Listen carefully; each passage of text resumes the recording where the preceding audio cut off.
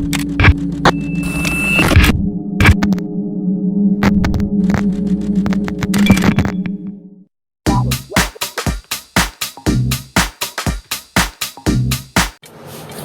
chào tất cả các bạn đã quay trở lại với kênh của bạn học Lazada. Và hôm nay thì mình lại có một kiện hàng nữa từ Shopee vào ngày sale 5 tháng 5. Kiện này về cũng phải gần mấy ngày rồi, hôm nay mới có dịp mở hộp review. Hôm nay thì mình có một cái kiện hàng mà nó liên quan đến cái sản phẩm mình không có, đó là ô tô. Và chúng ta cùng review một ít các cái sản phẩm phụ kiện của ô tô giá rẻ trên Shopee xem như nào.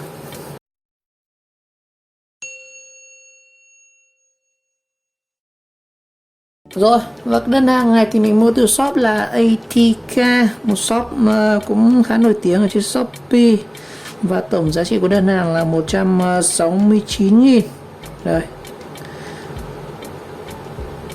Gồm có mấy cái món phụ kiện mà rất hay gặp cho ô tô, gồm có tẩu sạc, dây câu bình, bộ chia tẩu sạc, miếng bùn dẻo silicone.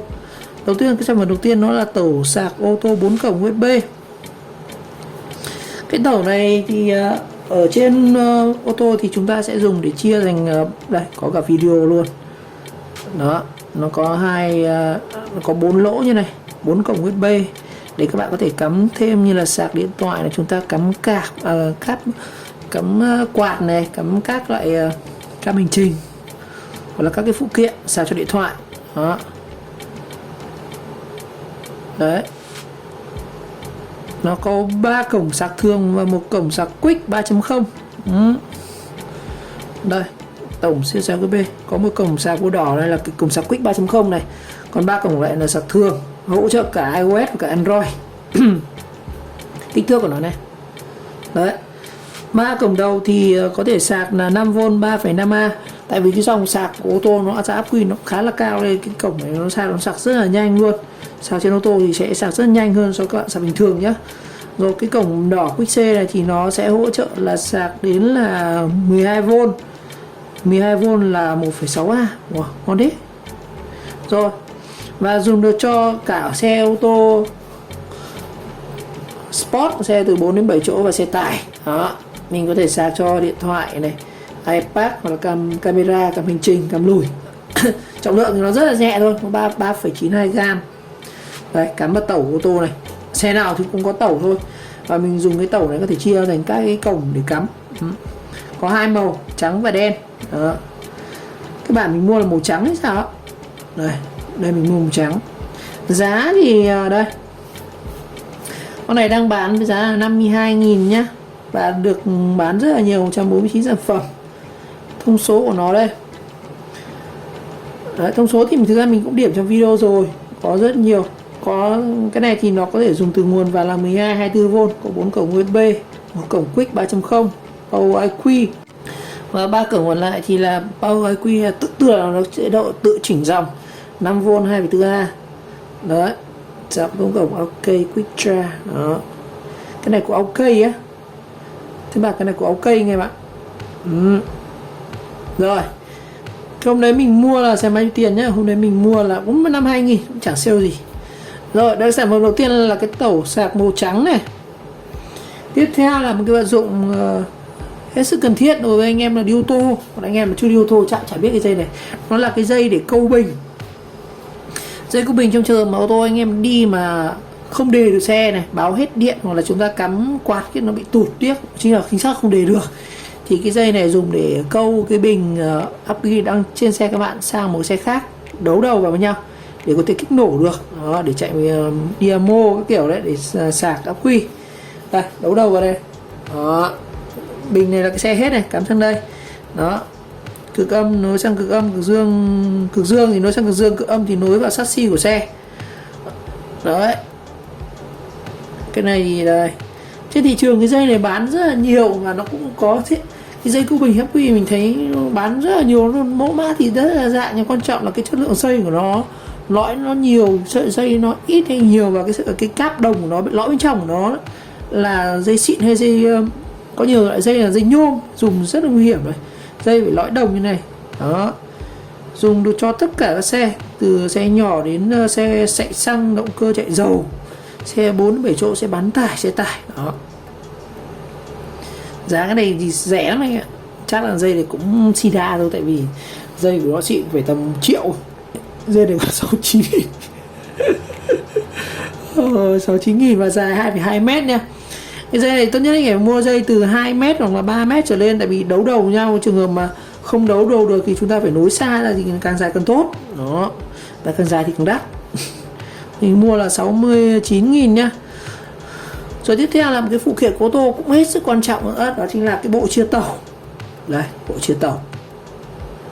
Thông thường trên ô tô chúng ta thường có là 1 đến 2 tàu đó, nhưng mà cái bộ này thì nó giúp chúng ta chia thành 3 tàu đó, 3 lỗ cắm, và trên đấy thì nó có tích hợp luôn cả cái cổng USB để các bạn cắm thêm các cái sạc điện thoại này, cắm cam hành trình, camera các kiểu đó, sạc điện thoại luôn, có 2 cổng USB đó, nó thì sạc điện thoại được đấy, và cắm thêm các cái tàu mở rộng đấy.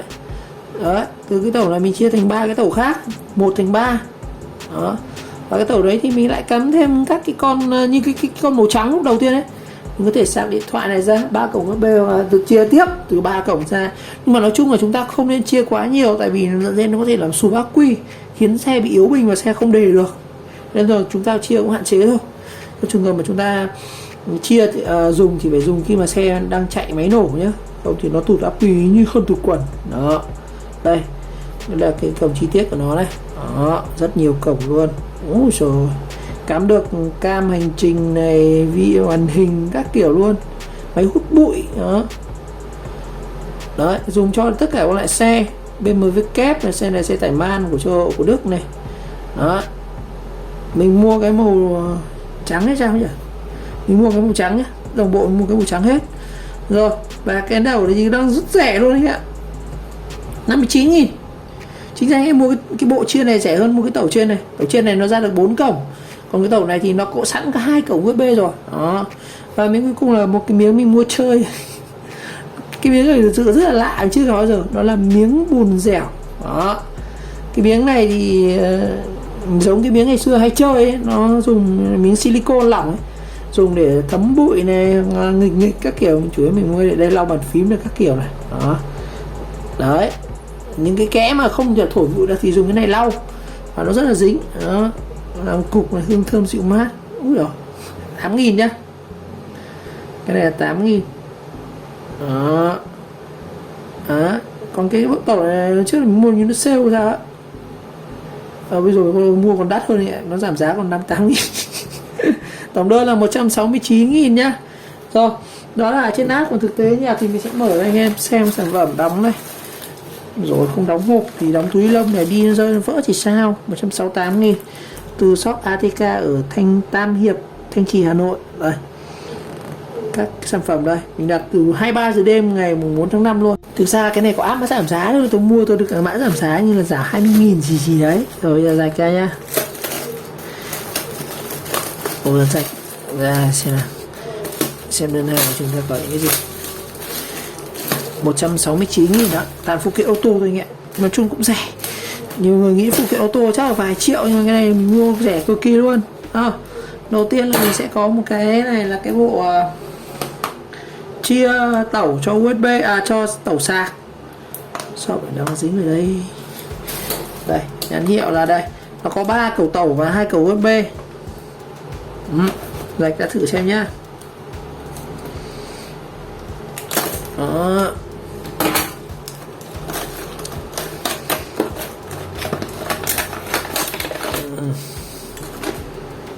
Đây, thông số của nó đây.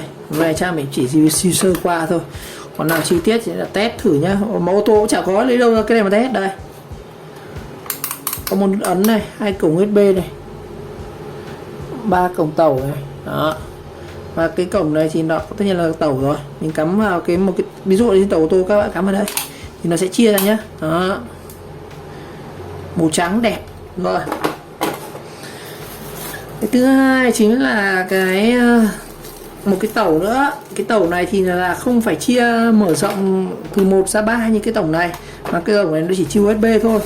Cái này thì anh em có thể sạc điện thoại, cắm quạt hoặc là cắm cam hành trình của USB. Công nghệ Qualcomm Quick Charge 3.0. Thế bảo của OK mà đây, không biết của OK không. Tôi chả thấy cái logo là của ok, thế bảo của ok. Model là BK352, không có hộp. Hàng chạm fake này nhỉ. Sử dụng chip Qualcomm Quicktime 3.0. Nhìn cái này nhìn cũng được đấy anh em, cầm cũng được, không đến nỗi xì đà lắm.